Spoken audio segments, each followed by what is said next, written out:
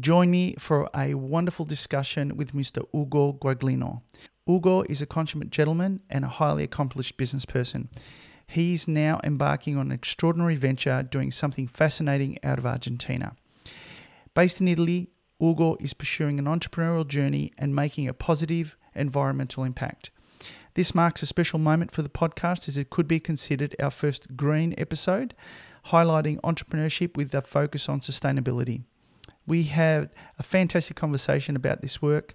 His story will become an inspiring part of our startup series, so please sit back and enjoy my conversation with the delightful Ugo Quaglino from RIFORESTANDO.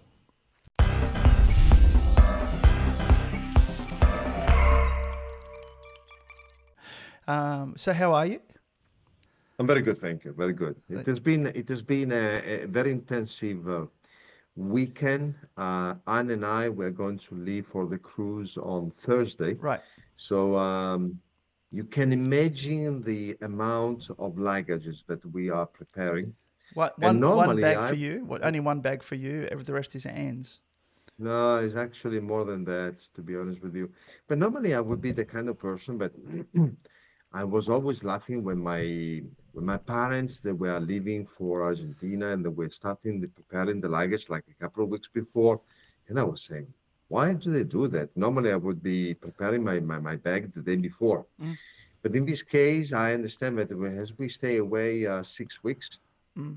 and and living in winter basically and arriving there in full summer, it's not a very easy organization. And so yesterday we start preparing the luggages, and it has been a very intensive week Mm. because I had to go to Italy. I had training for these special equipment that I purchased Mm. in order to do the laser scanning inventory of the forest. Oh, okay. And so it's a lot of technology and a lot of software. And I had a couple of full days of training. And now I have these three big bags that I need to carry over Argentina. But you're going across Um, on a luxury so yes, liner. You're going across to Argentina from France on a luxury liner, and you're going to yeah, be enjoying a couple of weeks on the ocean. Yes, or how many days? 3 weeks, 3 weeks on the three ocean. weeks on the ocean. I'm sorry, I don't feel any sympathy for you at all. I feel jealousy. No, I know. I do understand. And as a matter of fact, we also can wait starting the adventure. Um, but as many things when you are about to start something exceptional, obviously you need to be ready, you need to prepare, and the stress to get to Mm. the point. Then you say, "Oh, okay, great. Now I can relax." So yes, we are going to have 3 weeks ahead of us of full total relax. um, but you can't just get things without paying a little bit of price, right? Yeah, absolutely, absolutely. Well, I guess that's probably a good opportunity to set the scene a little bit here. I'll set the scene a little bit, and then I'll get you to really tell the audience a little bit about you. Um, but I'd like to welcome Ugo Guaglino. Guaglino, is that the right way to pronounce it? Guaglino, to the podcast. Almost perfect. Yeah. Almost So, perfect. Thank you, Peter. so we've become friends very, very quickly because you're a dear old friend of my partner Mary, who sends her love, by the way. And I have to say, Same to her. it feels like a dream that week that we spent on Milos. It was a beautiful time there, but it's also a very good way to get to know someone, you know. So it was very easy. It was an exceptional occasion indeed. Yeah, but to set the scene, and you can go into a little bit more. So you're obviously a seasoned business person. You worked in a company, and I'll let you talk about the company and the work that you did there.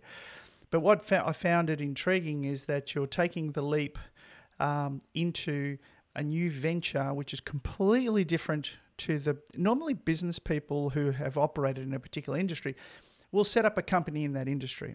You're not doing that. You're going into, you might as well be launching rockets into space in what you're doing. So I'll let you set the scene for that. But also, what I found was that you create a certain amount of activity around your life. So you got married, you're organising to go to Argentina now, at the same time you're unwinding out of your previous role. I find it intriguing how you're going to manage a lot of complexity and how you're going to manage moving from an imagined this business reforestando, reforestando, and Yep. how you're going to turn that into reality. And maybe this is going to take a couple of interviews, but I think I want to spend the next hour or more, I guess, setting the scene and really understanding where you're going. So that's kind of that's what's happening in my mind. But why don't I hand over to you and just tell the audience a little bit about who Ugo is, where you came from, and where you want to go. Thanks a lot for the opportunity to introduce myself. First of all, I'm Italian. I'm based in France. I partially lives in south of France, nearby Nice, and partially in Italy, where is my professional life. I'm 58. Um, I've been having all my life the luck of doing things that I like, and especially the lack of doing things that always take me somewhere far. The somewhere far has always been something very important within my life and my soul. It's funny because Anne, my wife, that you met in nice Milos, Greece, a couple of months ago, a couple of weeks ago, she looked at me and she said, Ugo, now it is absolutely confirmed, it's sure guaranteed, you are a typical case of hypo. You are hyperactive guy. And she said, I cannot do anything about that. So yes, I am a hyper guy, always on the move, always having one or two or three, never one, two or three things moving on. And the reason why I got to this Reforestando project, which is in the forestry sector, coming from a typical business and commercial experience and profession in the textile and garment industry, it's because in between these two area of my life, the previous one and the future one, there has been certain pieces of the puzzle that has been posed by the stars, uh, by my family, for instance. Indeed, the forestry or the agriculture, although it is something new to me and to my profession, but it is not to my life in a certain way. My father, back in 1999, 2000, he was also a textile entrepreneur in Italy. And then he decided that he wanted to do something else in his life. And he went all the way to Argentina and he purchased a big piece of land, about 11,000 hectares, and but without knowing anything about land. So I saw my father, and I've been visiting my father many times, transforming himself from a textile entrepreneur into a new agriculture entrepreneur by bringing technologies and trying to adopt into this new South American world, um, typical of entrepreneur or entrepreneurial um, approaches that he used to have when he was having and following and directing his company in Italy. So there is a piece of me which nowadays linked to the land, and there is definitely a part of me which is absolutely linked in a intimate way with the power of the. I'm talking to you. You are down under in Australia. You are in Melbourne, but Australia is a huge continent, and you do have the power over there. When I say the power is feeling the power of nature. Um, in Europe, we don't have that anymore. Europe is a small continent. Everything is congested. You don't have the big skies. You don't have the big terrain. You don't have, everything is small. Um, but when I'm going to Argentina, I see huge piece of lands, horizontless infinity skies. Um, all of this tells me that Earth is a great place. It's a beautiful, beautiful present that life gave to us, and it's huge in its power. And so I really feel very comfortable within that power. So what I wanted to say is that there has been a transformation of me and the way that I am, thanks also to the experience that I've been living when I was going and visiting my parents in Argentina, and that touched my soul. My father passed away a few years ago, and then I I became the together with my sister, we the ownership of this piece of land, and of course there was a question about what to do with that. Um, and I thought that maybe would have been a good way to transform a big piece of land, which today is used to cultivate rice and grow cattle, into something more meaningful So hang on. by and So let's just take a little bit of a step back. So you had a successful career and still have a successful career in the textiles business, and you've worked internationally through fate. And I'm sorry for the loss of your father. That must have been a very difficult time. Um, uh, you his purchase of that property, um, did it so is it simply a matter of what do we do with this thing, and then you went through a process to evaluate what the opportunity was, or how did you consider, because you could just keep the property and let it keep rice and cattle and whatever it is that they're growing on it and continue to get a benefit from that. What made you take the leap into the entrepreneurial world? Because is this the first company you've started up independently of your previous career? yeah, this is the first company that I'm starting. The germ in Italy, we say the germ of entrepreneurship. Hmm. It has always been there. For a few times, I've been trying to look for a way, a reason, a project to start my own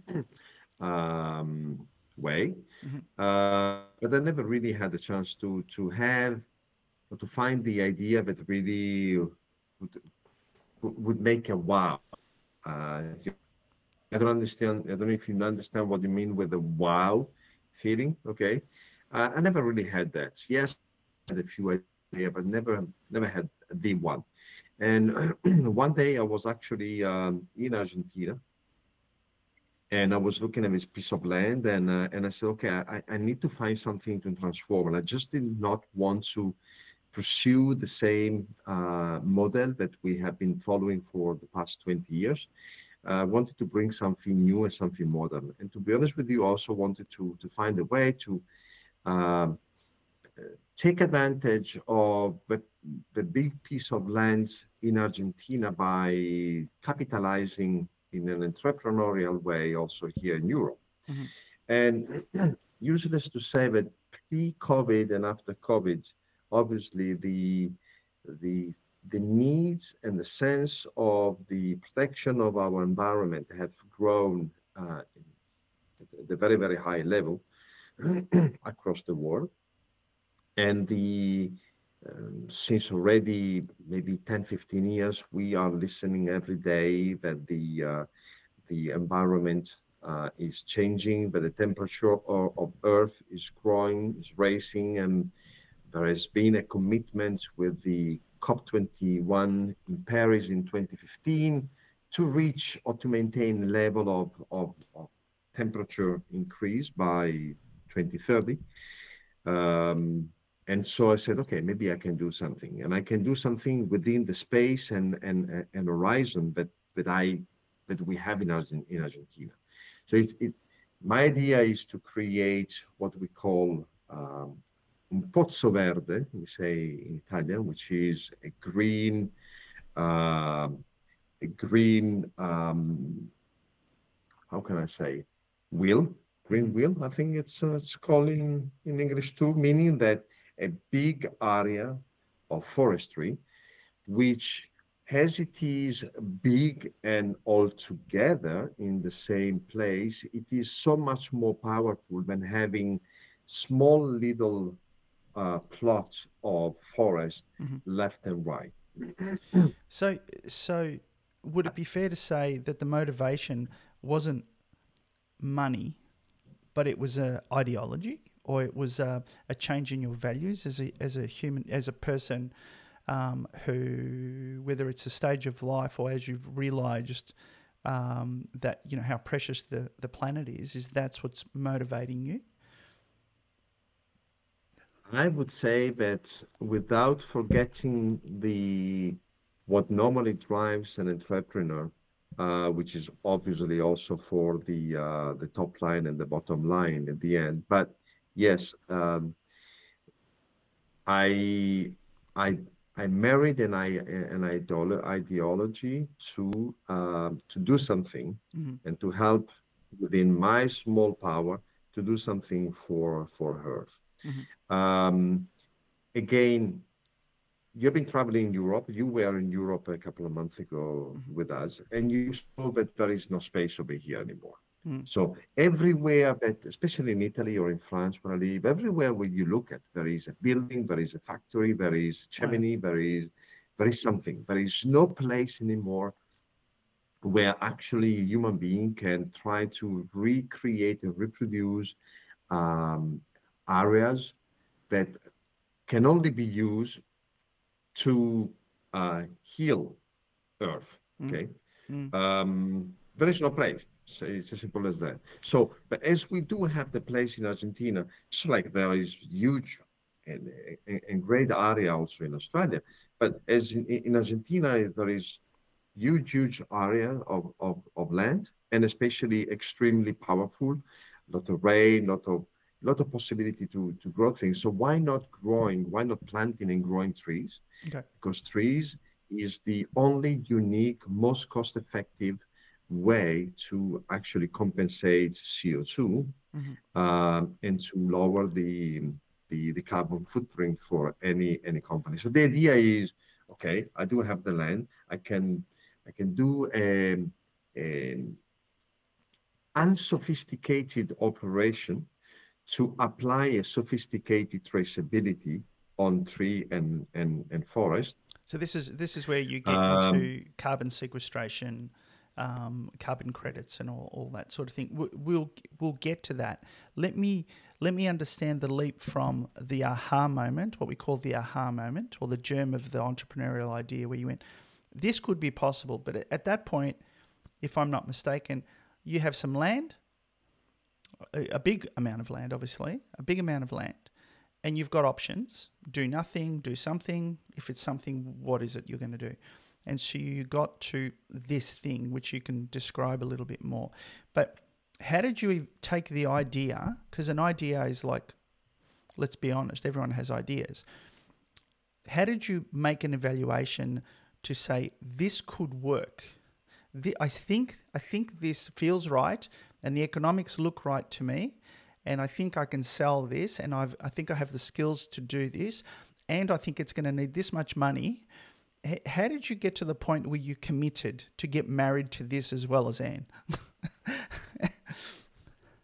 it's a it's a very good question. I think that first of all, I committed immediately to the idea because I fall in love with the idea of creating a huge forest. And when I say creating a huge forest is thinking of planting between 2.5 to 4 million trees. That's the number and the size. And it's not like saying, okay, I'm planting 100 trees. It's Mm, like a huge number. yeah. So I think that any one of us, in a certain way, probably we want to leave something one day when we move to a different dimension. Maybe any one of us would like to leave something on land that is part of of our transitional land. Okay, Mm-hmm. so thinking of planting like a huge area, I would imagine that it probably satisfy part of my ego in terms of dimension. Also the power of land that I can also share with other people and other companies over here in Europe. Mm-hmm. But the transition has been steady and quite long because, to be honest with you, the original idea hit my head somewhere in October, November 2019. So All right. 2019, we still did not know that we were going to be under COVID for a couple of years after. And I have an idea, and the original idea was, okay, I'm planting trees and I'm selling a service of adoption of trees to B2B and B2C in Italy, in Europe, Mm-hmm. with the aim to offsetting their carbon footprint. Okay. Um, then a couple of months later, it was beginning of 2020, of course, we all know what happened with COVID-19. And therefore, I had to put the project in a draw for a couple of years. Mm-hmm. And I took out the draw in 2022 when we start together with Anne, my wife. We started to go again to Argentina and visiting plantation and together with together with people that are working for us. Thanks God, we do have a consolidated network of people in Argentina, and this is definitely one of the reasons why I felt okay in continuing this project or in pursuing this project because we do have the network and the people. We start looking at the option, whether what kind of trees to plant, the size, the population per hectare, the whether or not to making a total carbon carbon credit project or not a carbon credit project, which by the way we are not Mm. doing a carbon credit project because our aim is not to sell the credit. Our aim is to sell the traceability, which is a little bit different Mm. Okay. in ecology. Um, so yes, to answer your question, when I was stuck by the idea quite a long time ago, it took me these 3 years to draft the project, to understand the technology that I needed to apply, because at the heart of the project there is the traceability, full traceability of the trees by the time the trees are planted to the time the trees die throughout a once per year full inventory Mm-hmm. and the possibility to go down and have visibility on single trees, um, Okay. also including a 3D imaging of the Okay. tree. So you're talking more about the what now. Well, what it actually is, and I want you to talk about that in a second. But I think I'm still not 100% clear on how you, and maybe we can't get there, but how we say in Australia, is the squeeze worth the is the juice worth the squeeze? You know, the lemon. If I squeeze the lemon, is it worth my effort to get some juice out? So there must have been a point. If you were just setting up a, say for instance, you were setting up a factory in textiles. Say you said, I'm going to set up a new company, a factory in textiles, and it makes it whatever it makes. You could probably pull out a piece of paper and you can go, I know my factory is going to cost me this. I know I can sell this. It'll take this long to build the factory, this long to get to production. To get some forward orders, I need 12 months and I need $1 million. And then after that, we'll be making money. You could probably do that off the top of your head with a coffee. All right. But you're not doing that with this. Did you do the maths, or did you fall in love with the idea? Because you said you fell in love with the idea, and I do a bit of lecturing, and I have a colleague, Tim, who says, most ideas don't become opportunities. they're like artwork, right? They're just artwork, just an idea. You draw it, you put a picture up on the wall, and it's art. For it to become an opportunity, it needs to have some analysis. And some of us do it subconsciously. We just feel it, but not even 100%. We just feel it because you've got X amount of decades business experience, and maybe you could just do the maths in your head, even unconsciously. You think, I think I can do this. Or in some cases, the other end of the spectrum, somebody probably less experienced will sit with a spreadsheet and do every piece of analysis they can to work out the probability of where they're going to fail. Because as deep as your pockets may be, as much money as you might have, no one has infinite amount of resources. So there's a point at which, if the business isn't making money, it takes you out. There's a point at which you have to stop, or it will take you down. All right. So, Yeah. so how so what was it for you? What was that journey for you? Because I think that's a very interesting journey, because then we can understand the business a bit better within the context of what you were feeling. Because this is what I think a lot of entrepreneurs in all sorts of stages in their career, you've got a wealth of experience and wisdom. Somebody at 30 years old doesn't. 25 years old, they don't. Maybe it's just luck, all right? The successful ones at that age. So what was it for you? Was there a moment where you said, okay, this idea is a business idea, not just an idea. This is a good business idea and I can sell it?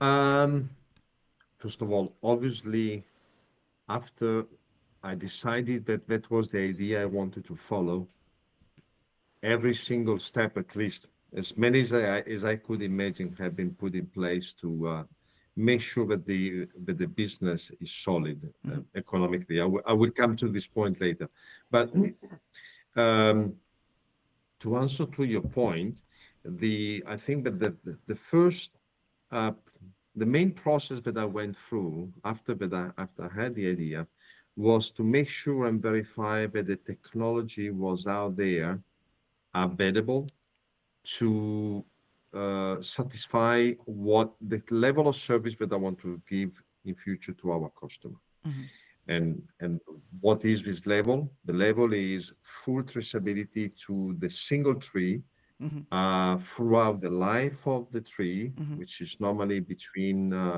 depending on the type of tree, tree can be between 12 to 20 years to any given customer.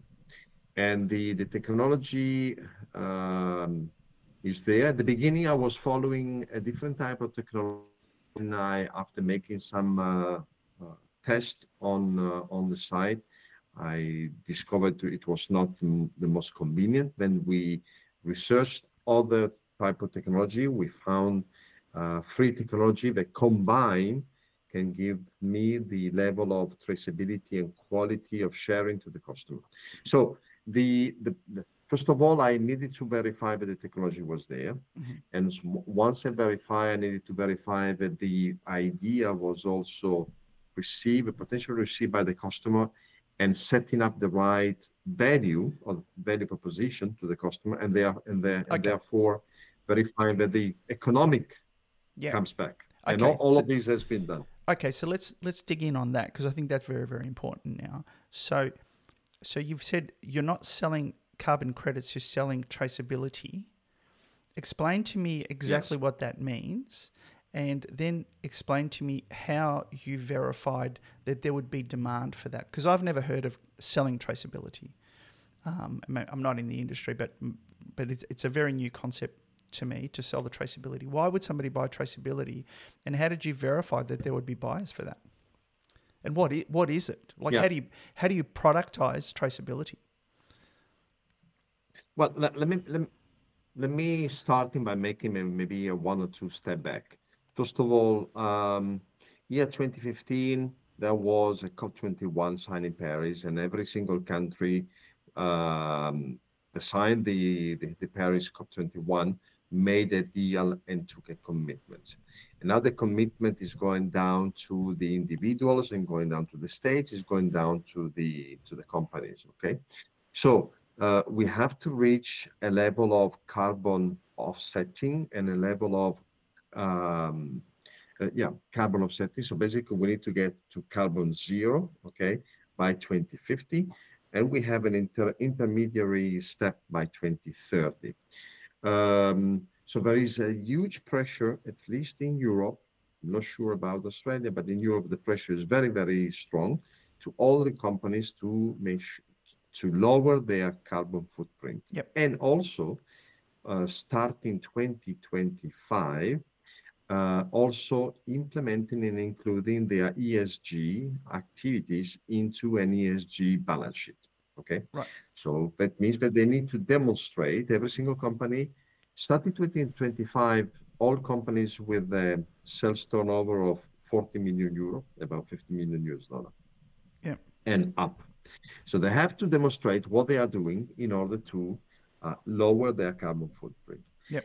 You can lower the carbon footprint only up to a certain level, but you cannot go to zero, because then otherwise you are not a You're not company doing producing anything. anymore. You're not a company doing anything, and you go out of business. So obviously, any company, whether it is industrial, service, whatever, would still have a carbon footprint.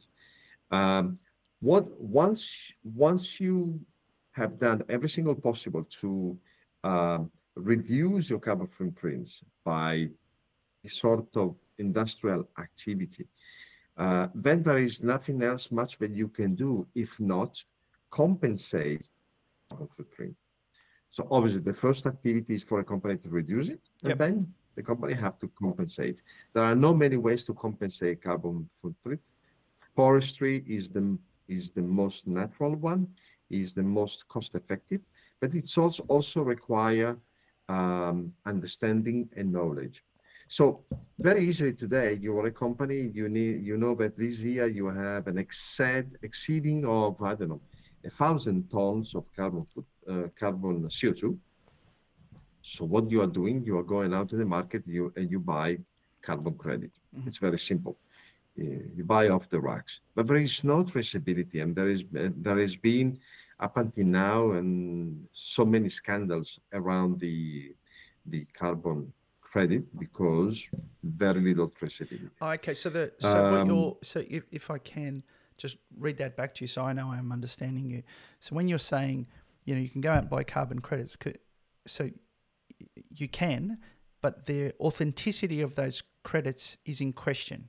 Is that what you're saying?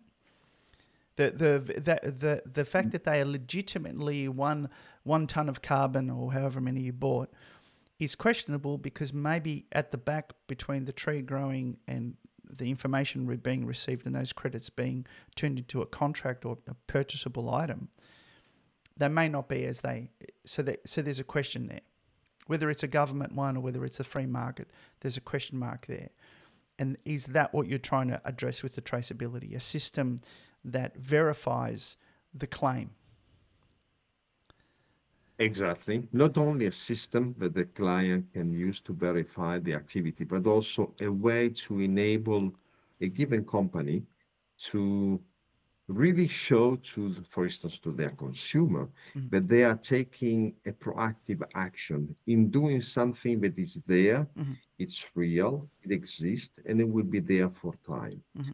There is a difference in the approach. I call it one opportunistic and the other one um, more, how can I say, romantic, if you want, in between buying carbon credits or planting a forest. If you're buying a carbon credit, frankly speaking, you are doing nothing special. Mm-hmm. You're just buying carbon. You're just buying Yeah. a piece of certificate. Okay, you clean your soul, but you have not done anything special to protect and enhance the healing of the planet. But if you are planting a forest, then you are doing something, and that something would last for the time of the tree, for the Mm-hmm. life of the tree, which is not a couple of days, it's not a couple of months, is between 10 to 20 years.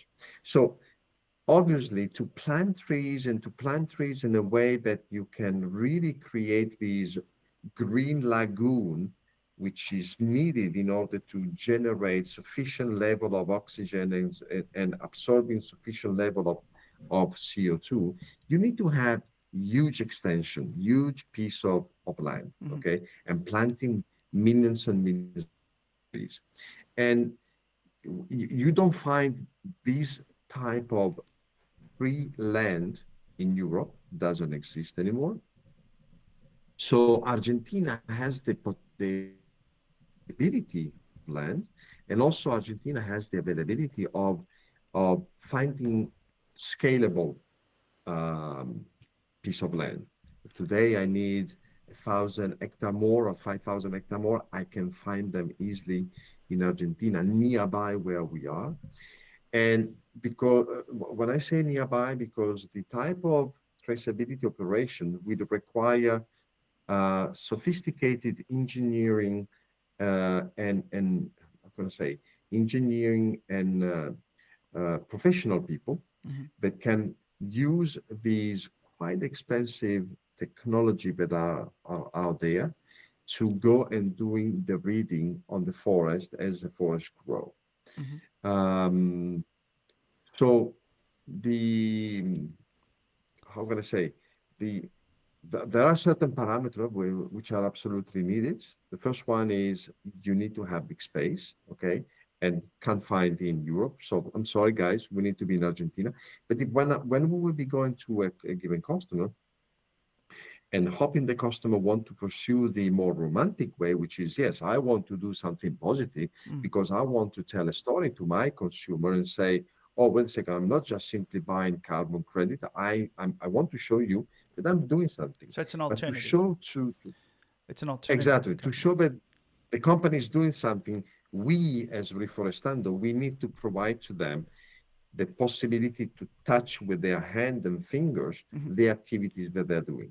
Hey, Being Argentina 14,000 kilometers away from Europe, obviously, I need to be sure, I need to be extremely keen to give the full traceability of all activities that we're doing. okay.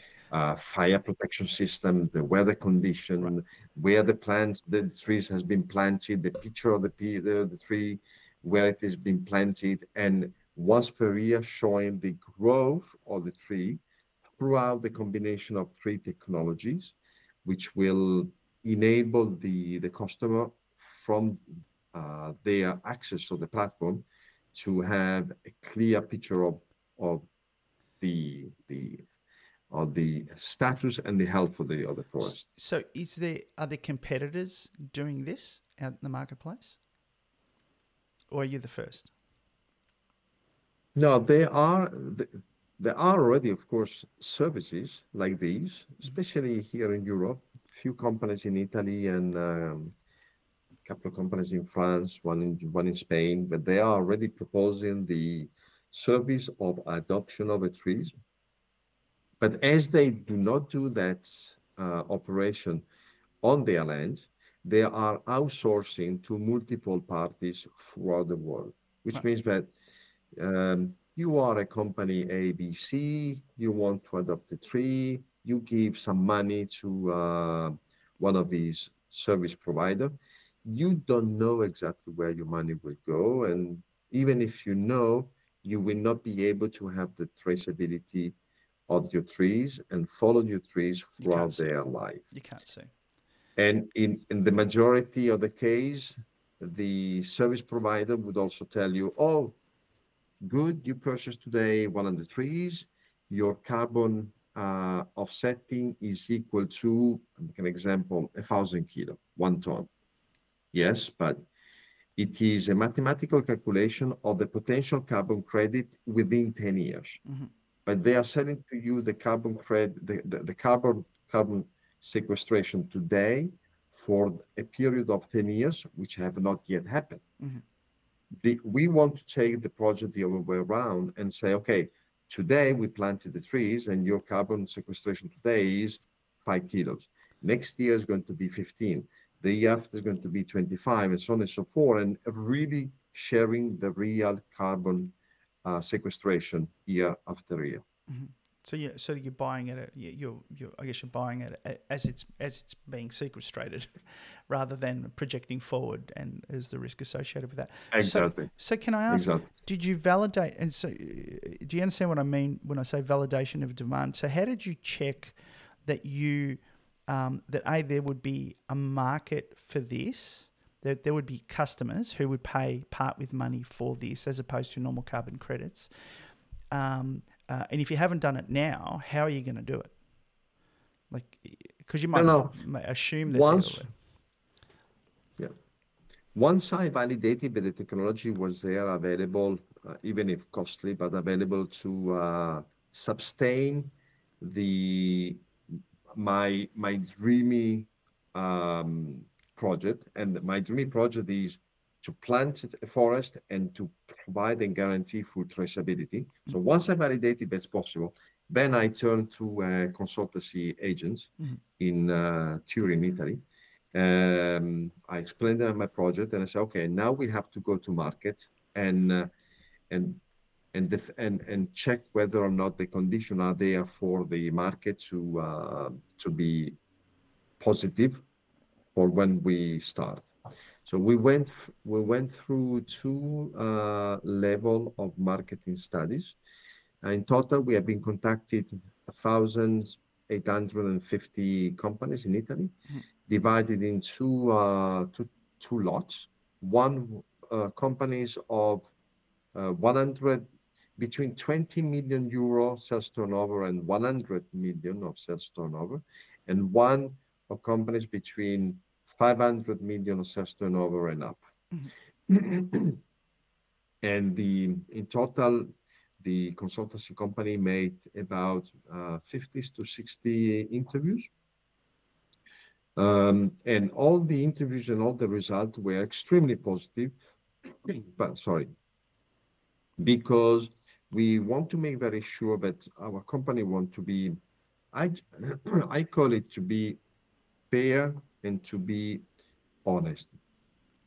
So as we are talking about something which is in a long period of time, I want to give the food traceability. Sorry, I need to drink something. Please. I want to give the food traceability, but also give the customer the possibility to trace us as a company. Right. For instance, in terms of payment, we will not be charging the customer when we plant.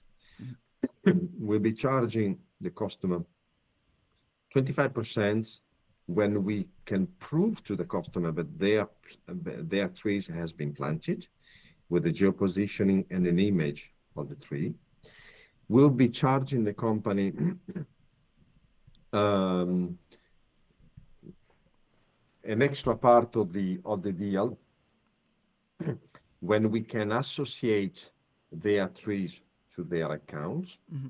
And only 12 months after, we will issue in the last part of the invoice when we can show to the customer that the tree is still there, didn't die by natural causes, and it is growing well.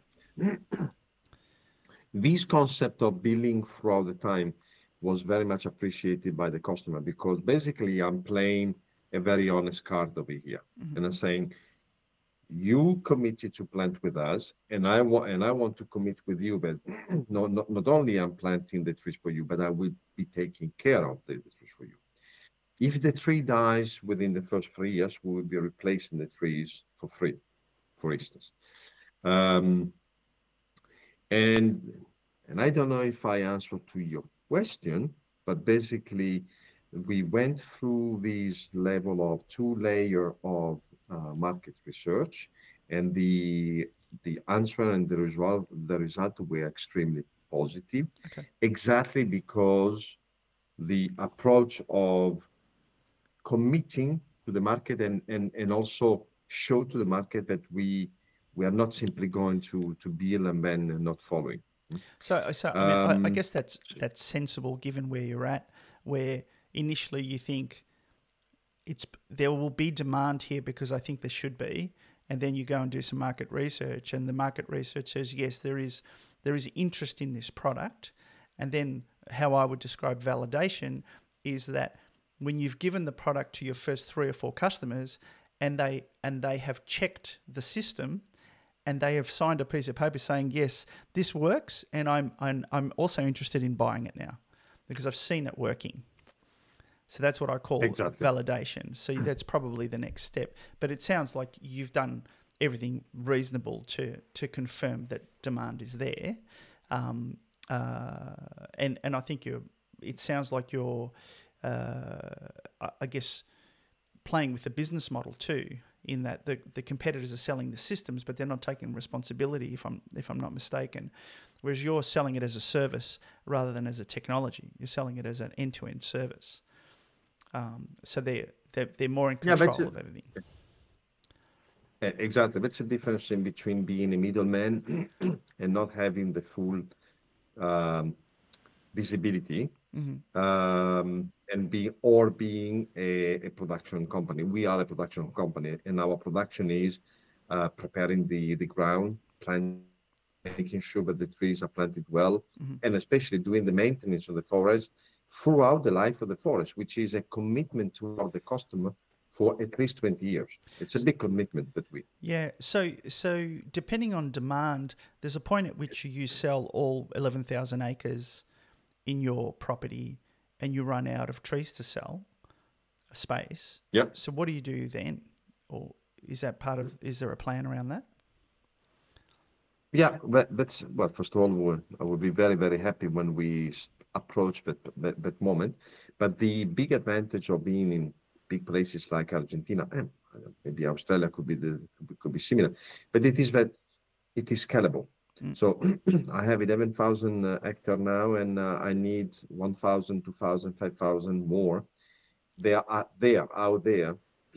You could buy them. You can go and buy another property. You can buy, you can rent, you can there are different way and system that enable planting a long-term project like that. Yes. Yeah. Okay. So where is the project at right now? So what have you secured? How far along the journey are you? After full validation of the economics, full validation of the through the marketing survey. Obviously, the marketing surveys only can say that the condition could be there. Okay, if you respect certain things. The economics has been done. The company has been created and established. We have a go-to-market by January 2nd. Right. So by January 2nd, we are going to be officially in the market. The name, the trademark has been obviously already registered. So we are putting together the last pieces of the project, and actually I'm leaving for Argentina in a few days, where I'm going to do the first preparation to go to market. Verifying the land, verifying the technology. So this is going to be the last step of a long project, of a long journey. Yep. Once we return from Argentina, then will be Christmas time, and then few days after, we will be in the market. Right. We already know how many trees we will have to sell, the first, second, third, etc., etc. The staff needed. The staff has already been chosen. Hire. How many staff? How many staff have you hired? For now, we are 3 in Europe, and we are 4 in Europe, and we have 2 people in Argentina. Are they? Who's selling? Who's going to do the selling? You. If you have a self-managed superannuation fund or business and are considering including Bitcoin on your portfolio or balance sheet and want to do it safely and cost-effectively, contact Digital Asset Custody Solutions today. Digital Asset Custody Solutions taps into over 10 years of experience in digital assets, including Bitcoin and stablecoins. They are also the only provider of digital asset attestations to help you when it comes time to submit your returns. Visit www.dacs.io or call 1300 346 495 for more information today. Get off zero Bitcoin today with digital asset custody solutions. The selling is going to be, I hire a sales director. We are still looking for junior sales. The most of the selling in any case will be through lead generation, through LinkedIn. So we will be outsourcing to dedicated marketing company to create the leads for us. Right. Me personally, I'm going to take care of certain sector, for instance, the fashion, textile fashion industry. Because you I know will them all, follow right? on my own. You can go. Exactly. I do have a few concepts, but in any case, I also want to put myself on the front line.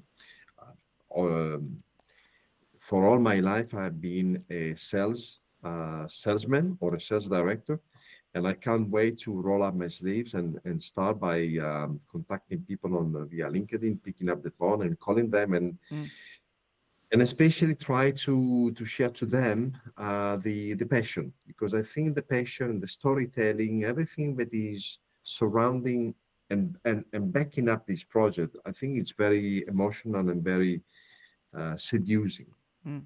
So, so, Um, so Ugo, do they buy a package or do they buy a tree? Like how have you productized this? Do you, when you're selling them, you say, look, you're going to buy, 100 trees. If you want, the package is 100 trees, you're going to buy 5 packages. So therefore it's 500 trees. How have you done that?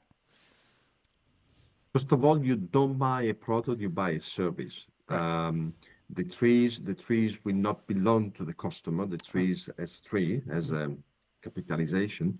So they will be buying the right of image Right. on the trees, Right. okay, for the life of the tree, which is normally, let's say, about 20 years. Yep. And what we commercially, we are going to sell an adoption, okay, of the tree.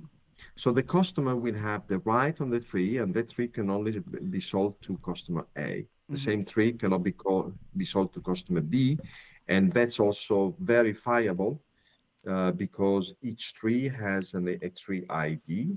And if you want to recall the tree ID, which is next to yours, for instance, on the map, you will see that it will belong to another customer. Right. Okay.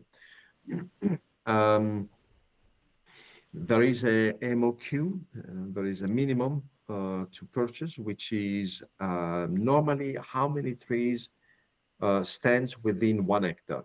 Right. Okay, we are not selling the surface of an hectare, but normally the trees which are in 1 hectare, which is about 100. Okay. And there could be two type of forest, either um, high populated forest of 100 trees per hectare, or semi-populated trees with 400 trees per hectare. The second one being when we are going to plant in what we call a silvopastoril. I don't know, to be honest with you, the English term. It's basically when you plant half of trees and you leave the space to cattle to um, to eat the grass in between. Oh, Okay. okay. I've never heard of that. Mhm. Yeah. Okay. So that's also another way of planting the forest, which will enable also to grow cattle by compensating their carbon footprint. One of the activity and a very important one of our project is also taking care of the biodiversity, okay, and especially the biodiversity related to the wild animals that are present in the region and that has been kind of exterminated with the idea, or in any case, the, they could not find their way and spots anymore. Every X amount of hectare, 500 normally, we will be creating a lagoon, And in this lagoon, therefore, the animals that are typical of the region, which are capybara, which are jacare, which is a small croc, um, and many other birds and animals will be able then to find an area where they can rest, where they can drink Mm-hmm. in between the forest. We will also doing fire prevention activity, Mm-hmm. very important one. Not only throughout the use of thermal camera on drones, but also using towers to verify the land, applying, getting applied to spatial apps for weather condition, and also doing in-school prevention to kids in the region, Mm-hmm. so that they can start getting the feeling, the importance of a forest, and therefore not going, for instance, make an example, to go and make a barbecue Yeah. nearby a forest because it can actually set Sure. a fire. Sure. So sort of So educational tours and ecotourism, I guess. exactly.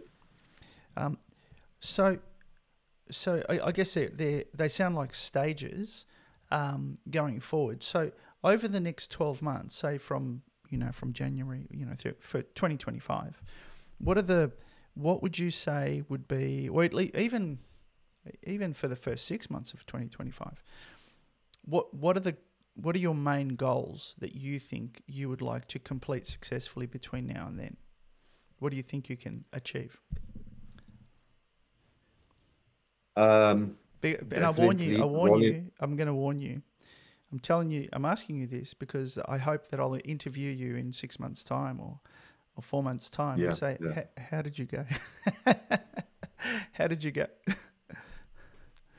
Well, the first 6 months they're going to be extremely interesting, and I can't wait to start on January 2nd, rolling up my sleeves and picking up the phone and doing the first contact.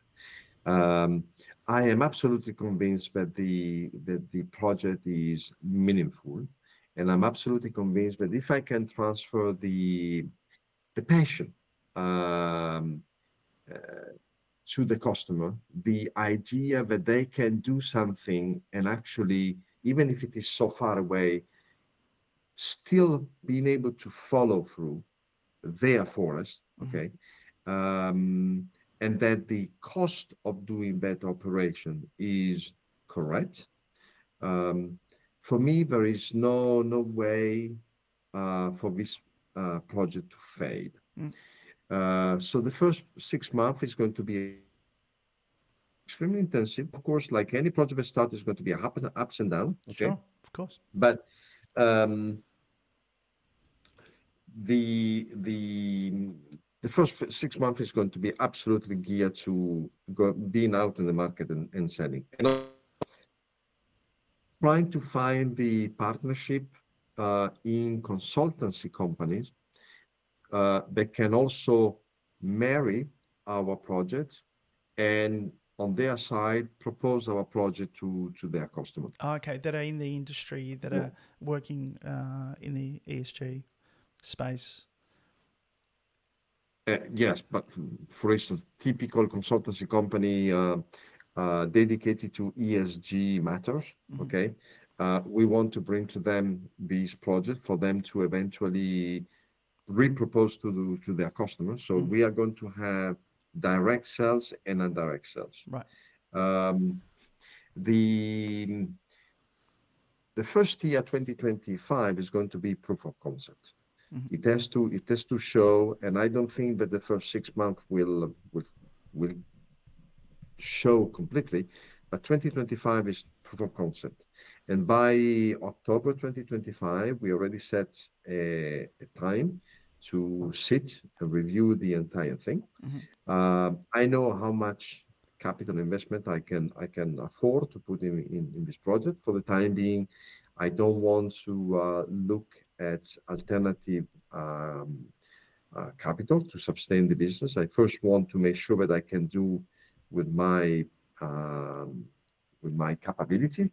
And if by October we see that the results follow the the budget, follows the plan, then obviously that would be the time then to start preparing for 2026, Right. which will see a much bigger operation and of course different type of investments. And then at that point, Yeah, we'll look at. probably be looking Yeah, I think for we had this conversation on Milos. I said to you, it's a good exercise to go yeah, through, even if you had all the money in the world to do it. So if we were sitting having Retsina in October next year in Greece somewhere, um, what would you hope to be saying that you achieved in by October 25? So that you sold a quarter of the 11,000 acres, that you now have got 1,000 customers or whatever the number is, that so what's going to constitute also the proof of concept has been proven. How are you going to quantify yeah, that? 150,000 trees being planted and associated, about 30 customers. This is our target for 2025. 30 customers and Um, 150,000 trees. Trees yeah, which adopted, effectively. exactly, which is a small number, if you want. But it's achievable, right? Considering It's not a pipe dream. That's achievable. no, no, it is achievable. Um, I just the only kind of difficulty in the operation in Argentina is that you cannot plant 12 months in a year. Mm, There is a specific season when we can plant, which is from April 1st until September 30th, more or less. right. Then, as you know, because you are in the same hemisphere as Argentina, Mm, then it's going to be summertime. So the plant uh, in spring. need to be planted during fall and winter. Right. Right. Um, so what we're going to do, we're going to pre-plant trees. We need to build up some stock of tree pre-planted, which we are going to do between April and September.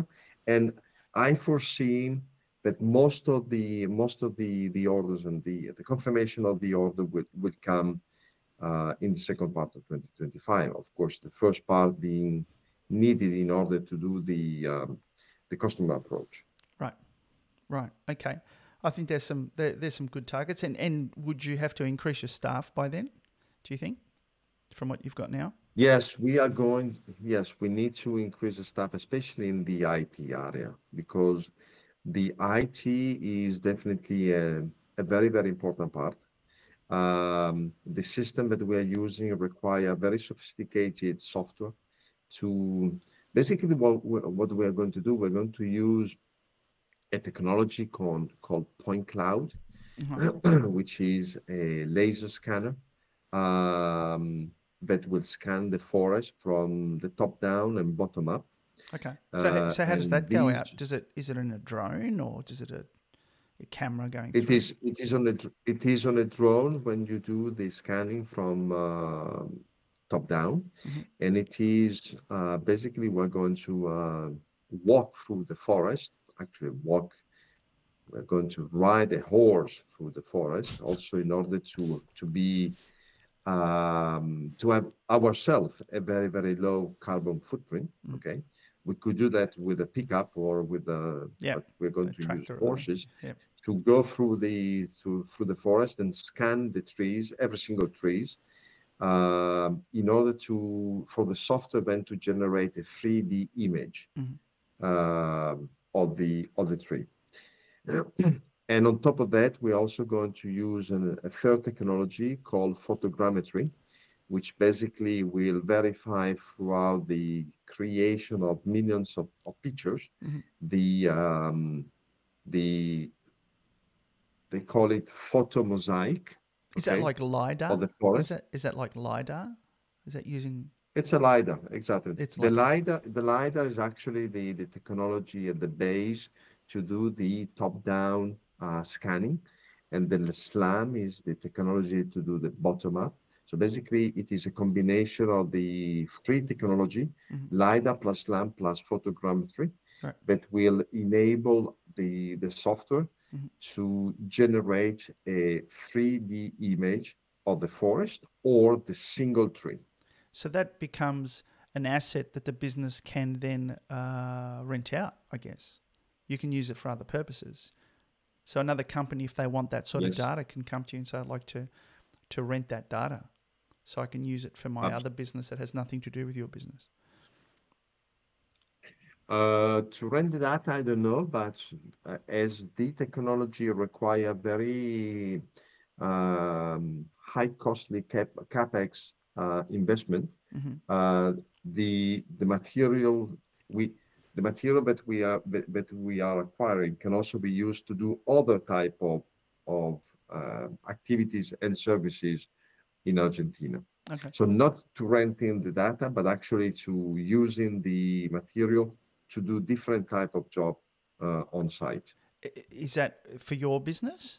Or would that be a third party, like another company doing other? No, no, that will be a third party. Yeah, we Yeah, can okay. rent the material to the because if you want, we again it is a very high costly material that we're going to use especially during one period of the year. Mm, Okay, so mm, when we are going to do the inventory, which normally is going to be between September to November, mm. and for the rest of the time, the material is not going to be used. So we will be looking to subcontract the material to do some other type of activities.